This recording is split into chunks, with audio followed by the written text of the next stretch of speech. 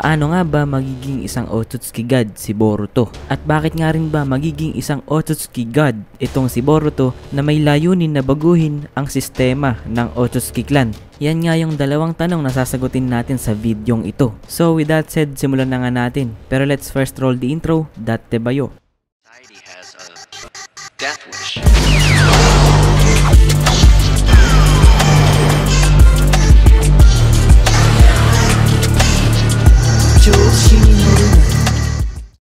Sa Boruto series, once ay binigyan na nga tayo ng foreshadowing ni Ishiki Otsutsuki tungkol sa kung paano nga ba magiging isang Otsutsuki God ang isang nilalang. Ipinakita nga sa atin ito sa chapter 55 ng Boruto manga. Hindi pa ito lumalabas sa anime guys, pero sa manga pa lang. So sa chapter 55 nga ng Boruto manga, ipinakita nga sa atin ang soul fragment ni Ishiki Otsutsuki na lumabas sa White Karma Seal ni Code para bigyan ng huling mensahe itong si Code, at sinabi nga niya kay Code na siya nga ay mamamatay na at kinakailangan nga niyang ipasa ang Otsutsuki Will. So kung yung Konoha nga ay merong Will of Fire, ang Otsutsuki clan naman ay merong Will of Otsutsuki, na kung saan tinuturo nga nito ang tungkulin ng mga Otsutsuki na kainin ang mga buhay o life energy, chakra ng napakadaming planeta, libo-libong planeta sa buong universe. At wala nga siyang ibang pagkakatiwalaan ng will na ito kundi si Code lamang, ang natatangi at natitirang disipulo ni Ishiki Otsutsuki. At sinabi nga din dito ni Ishiki na ang mga Otsutsuki nga daw ay nag-evolve through thousands of years, devouring countless planets. So ibig sabihin, bukod kay Ishiki, Momoshiki, Urashiki at Kaguya, marami pang ang iba pang Otsutsuki na katulad nila na nagtatanim ng divine trees gamit ang mga tentails sa iba't ibang planeta para kainin ang mga bungang chakra fruit nito. Ibig sabihin din na bukod nga kay Ishiki ay marami pang ang ibang Otsutsuki na nag-a-aspire o may ambisyon na maging isang Otsutsuki God. At para magawa nga ito, kinakailangan ng isang Otsutsuki o isang nilalang na kainin ang chakra fruit ng isang planeta. Ang mga chakra fruit nga ay naglalaman ng lahat ng mayroon ang isang planeta, mga memories ng lahat ng tao na naninirahan dito, mga kaalaman o basically all records of life ng isang planeta.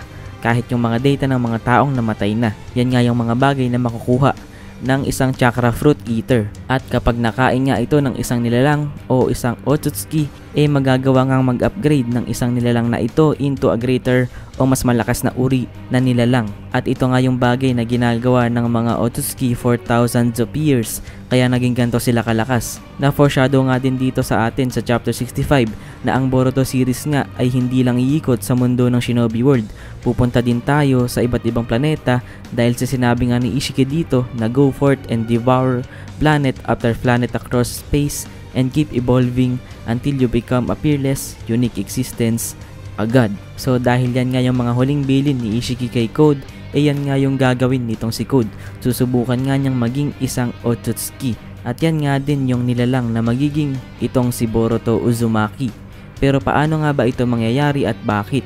May theory tayo dyan guys. Pero bago ko sa inyo i-explain yung ating theory, gusto ko munang sabihin na 34.3% lamang sa inyong mga viewers ang subscribe sa ating channel. So kung may hilig ka sa mga news at updates tungkol Boruto at Boruto manga, pindutin mo muna yung subscribe button at samahan mo nga akong abutin ang ating 200,000 subscriber goal. Pindutin mo na din yung like button at paabutin natin to ng at least 2,000 likes yung video. So bakit at paano nga ba magiging isang Otsutsuki God itong si Boruto? Una, malalaman nga ni Boruto yung konsepto ng evolusyon at upgrading as an Otsutsuki dito sa Code Arc. Dahil once na maglaban-laban na nga itong sila Code, sila Boruto, sila Kawaki at Naruto, siguradong i-explain naman ni Code kung ano yung balak niya, kung ano yung purpose niya, kung bakit niya ginagawa yung mga bagay na ito. At yun nga yung kanyang plano na maging isang Otsutsuki o isang Otsutsuki God. At dyan nga unang malalaman ni Boruto yung ideya tungkol sa pagiging isang Otsutsuki God. So ibig sabihin itong Code Arc ay kumbaga magiging stepping stone lang kay Boruto para magkaroon nga siya ng ideya kung paano nga ba maging isang Otsutsuki God at ano ang isang Otsutsuki at Otsutsuki Will. At sinabi din naman sa atin ni Momoshiki Otsutsuki sa chapter 67 na itong conflict laban kay Code at Ada nga hindi pa yung time o yung panahon na sinasabi niya sa kanyang propesiya na kukuha daw sa lahat ng mayroon si Boruto. Ibig sabihin, si Code at Ada ay magiging mga villain na stepping stone lamang o gagamiting hagdan lamang nitong si Boruto para magkaroon pa ng malawak na kaalaman ang mga karakter o tayong mga audience tungkol sa mga Otsutsuki. At maybe after matalo nila Boruto, itong si Ada at Code, malaki ang chance na tulungan ni Momoshiki si Boruto tungkol sa mga bagay na ito.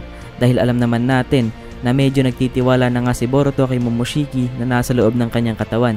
Dahil sa kasalukuyan nga, imposible na naman o hindi na nga isang threat si Momoshiki dahil hindi na nga siya pwedeng mag-resurrect pa sa katawan ni Boruto. At tulad nga ng mga sinasabi ko sa mga previous videos ko, nagbago na nga itong si Momoshiki at ang gusto na nga lang niya mangyari ay makita at masaksihan kung ano yung mangyayari sa kwento ni Boruto.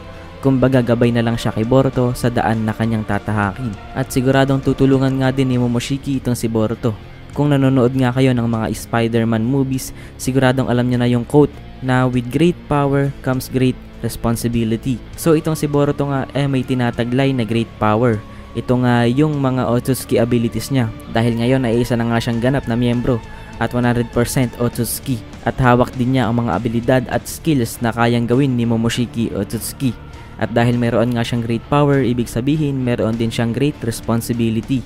Ibig sabihin hindi na Shinobi World lang yung kanyang problemahin sa future. Bilang ang pinakabagong miyembro nga ng Otsutsuki Clan, siguradong mararamdaman din ni Boruto yung responsibilidad na baguhin ang entire Otsutsuki Clan. Dahil maraming ang mga planeta at buhay ang natatapakan ng mga Otsutsuki dahil sa kanilang greed o kasakiman sa kapangyarihan. So gagawa nga ng paraan si Boruto para mapigilan yung mga evil deeds o mga masasamang gawain ng Otsutsuki Clan at babaguhin niya nga ito. At para magawa nga ito ni Boruto, kailangan niyang maging isang Otsutsuki na mas malakas sa lahat ng iba pang mga Otsutsuki. At para magawa nga ito ay kailangan niyang maging isang Otsutsuki God na mamumuno sa lahat ng Otsutsuki at babaguhin ang sistema ng clan na ito. Sa una ay mahihirapan si Boruto dahil hindi nga niya alam kung paano niya ito magagawa dahil para maging isang Otsutsuki God ang alam nga natin ay kailangan niyang kumain din ng mga enerhiya at mga chakra fruit ng iba't ibang planeta at patayin yung mga taong naninirahan dito para tumubo yung kanyang chakra fruit. Pero guys, meron pa ngang isang way para maging isang Otsutsuki God. Yan nga yung ability ni Boruto at Momoshiki. So kung natatandaan nyo nga sa Chunin Exams arc kung saan lumusob nga si Momoshiki at Kinshiki sa Konoha, nakita nga natin yung laban ng 5 Kages versus Kinshiki at Momoshiki. So sa kalagitnaan nga ng laban na ito, nakita natin kung paano ginawang fruit feels nitong si Momoshiki yung katawan ni Kinshiki Otsutsuki.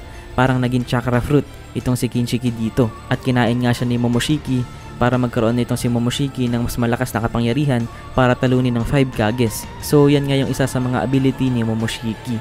At sa chapter 68 nga, sinabi ni Boruto na confident nga daw siya na kaya na niyang i-manifest ang mga abilidad ni Momoshiki ngayon dahil isa na nga siyang 100% Otsutsuki. Meaning, yung brute feels ability nitong si Momoshiki kaya din gawin ni Boruto ngayon. O maybe matututunan ito ni Boruto in the future. Kaya maybe pwede nga niyang kainin at gawing pills yung iba pang mga Otsutsuki na kanyang makakalaban on the way to become an Otsutsuki God. So pwedeng pumunta sa iba't ibang planeta itong si Boruto gamit yung kanyang space-time jutsu at kalabanin ng iba't ibang Otsutsuki at gawin silang fruit pills kapag sila ay natalo na ni Boruto.